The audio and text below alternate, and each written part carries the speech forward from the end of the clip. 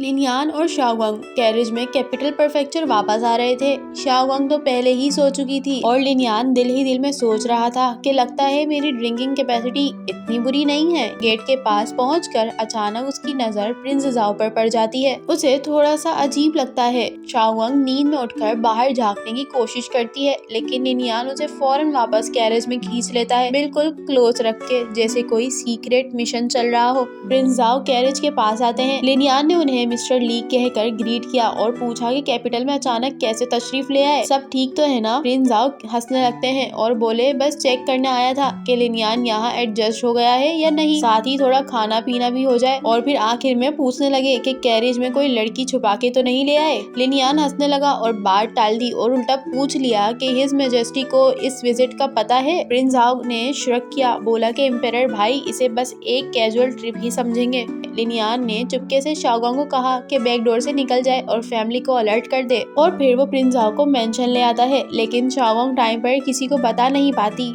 बस टेंशन में इधर से उधर देखती रहती है। मेंशन के अंदर प्रिंस जाओ ने कहा लिनयान की काफी याद आ रही थी। बाहर कोर्ट यार्ड में शेन फैमिली बारबेक्यू टाइप सीन बना रही थी, मीट स्क्यूअर्स लगा रही थी। प्रिंस जाओ ने लाइवली माहौल देख के पूछ लिया कि ये लोग कौन है। लिनयान ने एक्सप्लेन किया कि शेन फैमिली है, शिनयांग से, जिनसे उनकी पेरेंट्स ने पहले एंगेजमेंट फिक्स की थी। पेरेंट्स के बाद वो एंगेजमेंट ऑफिशियली टूट गई, इसलिए उसने कभी मेंशन नहीं किया। प्रिंस जाओ थोड़ा सरप्राइज हुआ और बोला कि कैपिटल आने के बाद लिनयान काफी रिजर्व्ड हो गया है। फिर इनडायरेक्टली हिंट दिया कि प्रिंसेस के साथ क्लोजनेस क्राउन प्रिंस के लिए इम्पोर्टेंट हो सकती है। प्रिंस जाओ ने इंसिस्ट की कि शेन फैमिली से मिलना है, लेकिन जियांशी बिल्कुल चिल मोड में ग्रिल के ऊपर खड़े होकर कुकिंग टिप्स देने लग गया, जैसे सामने कोई रॉयल बंदा नहीं बल्कि कोई फूडी अंकल खड़ा हो। शाओगंग ने लिनयान को रिस्पेक्ट और ब्रदर एम्परर वाली बात सुन के स्मार्ट मूव खेला और प्रिंस जाओ को अंकल ली कह दिया। प्रिंस जाओ को फैमिली का ये वाइब काफी इंटरेस्टिंग लगने लगा। अब डिनर करते हुए जियांशी की थोड़ी ज्यादा मॉडर्न स्लैंग ने प्रिंस जाओ को कंफ्यूज कर दिया। एंसेस्टर्स, गार्ड्स, पता नहीं क्या क्या। अब शाओगंग कवर अप करने लगी, कह दिया कि उसके फादर ने थोड़ी ज्यादा ड्रिंकिंग कर ली है। बाद में जब शाओगंग को पता चला कि प्रिंस जाओ एक्चुअली कौन है, वो थोड़ी पैनिक हो गई, लेकिन लिनयान ने रियश्योर करवा दिया कि वो इजी गोइंग है और फैमिली को जेन्युइनली अम्यूजिंग समझते हैं। फिर जाओ ने एंगेजमेंट वाली बात को स्ट्रेंज कहा। नोबल चुई फैमिली और मर्चेंट शेन फैमिली,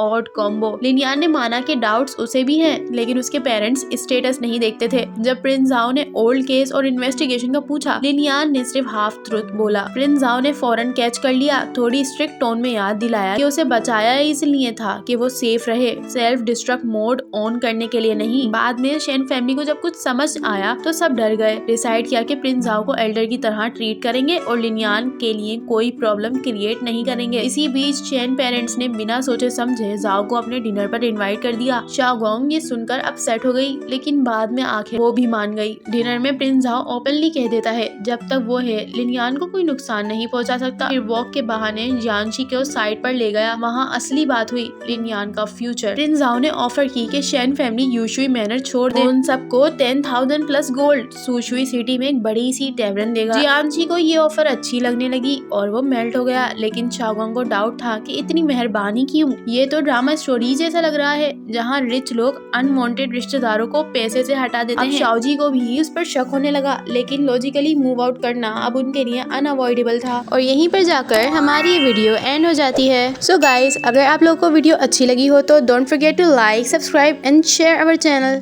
अब मैं मिलूंगी आप लोगों से नेक्स्ट एपिसोड की एक्सप्लेनेशन के साथ। Also I started new series, you can check in the description. Till then, bye.